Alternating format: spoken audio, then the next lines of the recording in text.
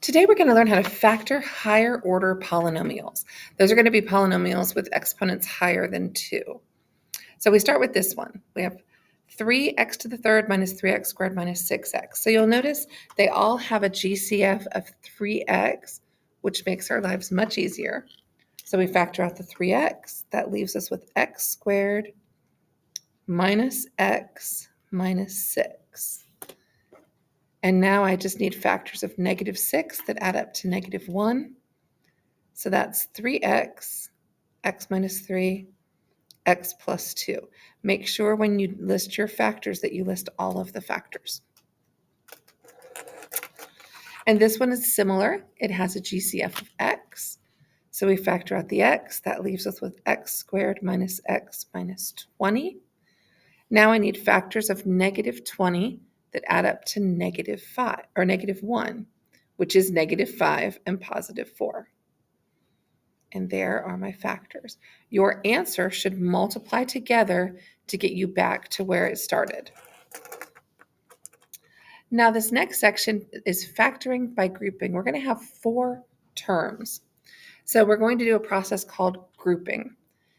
And we can also do this with a box, and I'll show you both ways. You can choose which one you like. But in grouping, we're going to group the first 2 terms together plus the second 2 terms. And I always want to put a plus in the middle because this sign goes with the number behind it. In the first set of parentheses, I'm going to take out their common factor of x squared, which leaves me with x plus 7. In the second set of parentheses, I'm going to take out their common factor of -4, which leaves me with x plus 7. That is not a coincidence. I want these leftover factors to be the same. So in my answer, I'm going to pull the factors in front, which were x squared minus 4, and then what they had in common was x plus 7. The x plus 7 does not get written twice. It's kind of a common factor of these 2 pieces. Now, we're not quite done because x squared minus 4 can factor further because it's a difference of squares. So we've got to remember that difference of squares rule. It's x plus 2, x minus 2 from here. And that's my final answer. So the next one, I'm going to show you how to factor this by using a box. And the box accomplishes the same thing as grouping. It's in a box instead. So if you wanted to use this box, you could. Notice our box has 4 squares. We have 4 terms. But before I can put them in the box, I noticed something. Check for the GCF first. There's a common factor of x. So I'm going to factor out my x, which leaves me with 24x to the third minus 8x squared plus 21x minus 7. And I think I'm going to move my box a little bit so I have some space up here. So inside my box, I'm going to put my 24x to the third minus 8x squared plus 21x minus 7. And we're going to factor just like we always did if we used the box. Top row has a common factor of 8x squared. Bottom row has a common factor of 7. First column has a common factor of 3x. And second column has a common factor of -1. So when I write my answer, I have 8x squared plus 7. Across the top, I have 3x minus 1. Now this 8x squared term cannot be factored further. It's not a difference of squares. So I'm done. Oh, and don't forget, we factored out an x at the beginning, so x stays in front. If I were to multiply all of these back together, I would get the original problem. So you can use the grouping just in a straight line, or you could put them in the box if you like that better. This last one also has a common factor of x. We have to take that out first. Let's see, plus 24x squared plus 5x plus 20. I'm just going to group them like I did the first one. Again, if you liked the box, do the box. So my first group is 6x to the third plus 24x squared. My second group is 5x plus 20. Now my first group, they have in common a 6x squared. And that leaves me with x plus 4. My second grouping has a 5 in common. That leaves me with an x plus 4. And you can see they both have an x plus 4. So my final answer has x. I take the x plus 4 that they had in common, and then I take the 6x squared plus 5, those factors that I pulled out. And because 6x squared plus 5 does not factor any further, we're done. So the important, very important part, always check for a GCF first, because that's going to make the factoring you do behind it much simpler. All right, now this one looks very similar to what we just did. Check for a GCF. They all have an x. So that is x to the third minus 4x squared minus x plus 4. All right, I'm going to do grouping. I just think grouping is pretty easy. So my first two terms have a GCF of x squared, which leaves me with x minus 4. My second two terms, they don't have anything in common but a negative 1, which leaves me with x minus 4. Tried to put a plus there. So I have my x. I have the factors, the common factors that I pulled out, x squared minus 1. And then I have the x minus 4 that they both had in common. We can't be done because x squared minus 1 does go further. So x plus 1, x minus 1, x minus 4. That had a lot of factors, which should not surprise me because it was an x to the 4th, so it could have 4 factors. Now letter B takes on a different twist. This says x to the 4th minus 10x squared plus 9. There's no GCF, so we've got to do this with an x to the 4th. Well, let's just think for a second. What if it said x squared minus 10x plus 9? That's the normal ones that we learned how to factor back in Algebra 1. Well, then I would write x minus 9, x minus 1, and I'd be finished. But the problem here is it's x to the 4th, not x squared. So that means when I do my parentheses, this is going to be x squared minus 9 and x squared minus 1. They multiply to 9, they add up to negative 10, and I've got my x to the 4th. And hopefully you notice these are both difference of squares. So I have x plus 3, x minus 3, x plus 1, and x minus 1. So if you see something, it looks kind of quadratic-ish, but it's not an x squared, you can still factor that. We just took x to the 4th and split it in half. Same thing's going to happen on letter C. It says x to the 4th minus 16.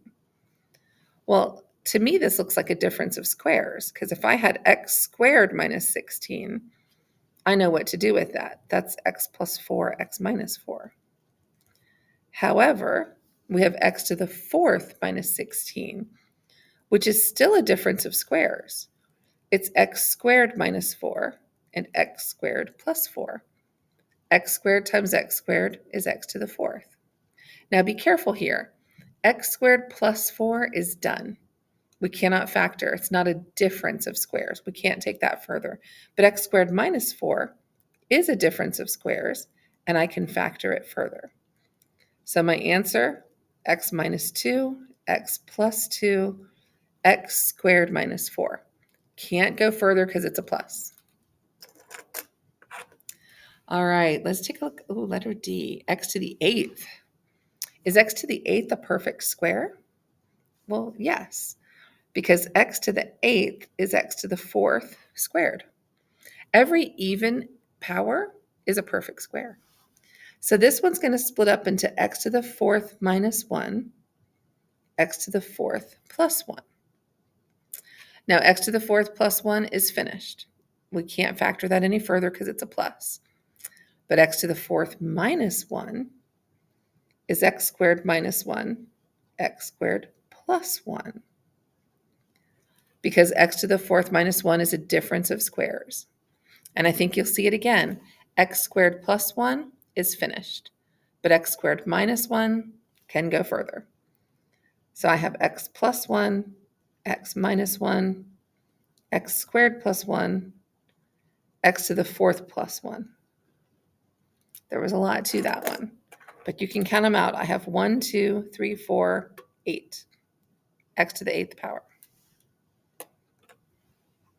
All right, next page.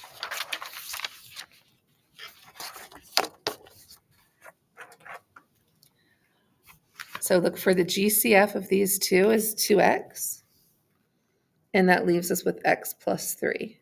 Wow. We just did some really hard ones, and then we got an easy one. And then letter D, I see a greatest common factor of 10, and that leaves me with x squared minus 5x minus 6. I need factors of negative 6 that add up to negative 5. So that's x minus 6, x plus 1. Now we're going to teach you something new. We've already talked about the difference of squares, x squared minus y squared. But now we're going to talk about the sum and difference of cubes. If I have x to the third plus y to the third, I have a special formula that goes with it. A difference of cubes, x cubed minus y cubed, also has a formula. So squares only work with a difference. Cubes can be a sum or a difference. So here's some things you want to notice. If it's x to the third plus y to the third, your first set of parentheses is just the cube root of both of those. The second set of parentheses, the first number squared minus x and y times each other plus y squared. So one way to remember this is the first parentheses has the same sign, the second one has opposite sign, and the last term is always positive. So we call it SOAP. Same, opposite, always positive. The same thing happens here with our x cubed minus y cubed. Same sign, opposite, always positive. So let's take a look. 8x to the third minus 27. Well, 8x to the third is a perfect cube. If we wanted to, we could just list some perfect cubes over here. 1 to the third power, 2 to the third power, 3 to the third power, 4, 5, 6, 7. I don't know if we go much higher than that. But 8 is a perfect cube. It actually is 2 to the third power. 27 is 3 to the third power. So that means in my little formula here, my first term is 2x, my second one is 3. So I'm going to same sign, 2x minus 3. And in my next parentheses, you square the first term. 2x times 2x is 4x squared. Opposite sign. Now just multiply these together. 2x times 3 is 6x. Always positive. 3 squared is 9. And there's my answer. So this just takes a little bit of practice to get the formula stuck in your head, but we can do it. Let's try it again, this time with 64x to the sixth plus 125. So let's identify what is being cubed here. 64 is 4 to the third power. X to the sixth is x squared to the third power. And then 125 is 5 to the third power. So if I go with my formula, the x plus y, 4x squared plus 5, same sign. Now we do the first term squared. And in my second parentheses, I do the first term squared which is going to be 16x to the fourth. Opposite sign, multiply these two together, 20x squared, and now plus 25. And this all multiplies together to give me 64x to the sixth plus 125. So we have a little bit more factoring practice, and you can factor them and check your answers with me, or you can keep watching the video and watch me factor. So this one, I'm going to do 3x squared and x squared. So some of you might want the box on this one, where we do 3x to the fourth and negative 8. I need factors of negative 24, factors of negative 24 that add up to positive 2. I'm going to go with a plus 6x squared and a minus 4x squared. So notice how I took my x to the fourth and just split it into squares. So across here has a 3x squared in common. This one has a negative 4 in common. Up and down, that's x squared. And this has a plus 2. So 3x squared minus 4 and x squared plus 2. This one's just a difference of squares. 3x minus 4, 3x plus 4. So that should be easy. And this is just a quadratic. Factors of 36 that add up to negative 12. You could say that's x minus 6, x minus 6. Or if you prefer, you could call it x minus 6 squared, since they were the exact same term. Now I have x cubed minus 64. This is that difference of cubes. So this is x to the third minus 4 to the third. So my first parentheses is x minus 4. My second one, x squared, opposite sign, plus 4x plus 16, which is 4 squared. And this one is a grouping question. So in my first group, I've got an x squared, x plus 2. In my second group, I have a plus 7, x plus 2, which leaves me with x squared plus 7 times x plus 2. And the last one looks like there's a GCF of 2x squared, which leaves me with x squared plus 5x plus 6. Oh, factors of 6 that add up to 5 should be x plus 3, x plus 2. And there we have it. And you have a good set of practice problems on page 10, number 3.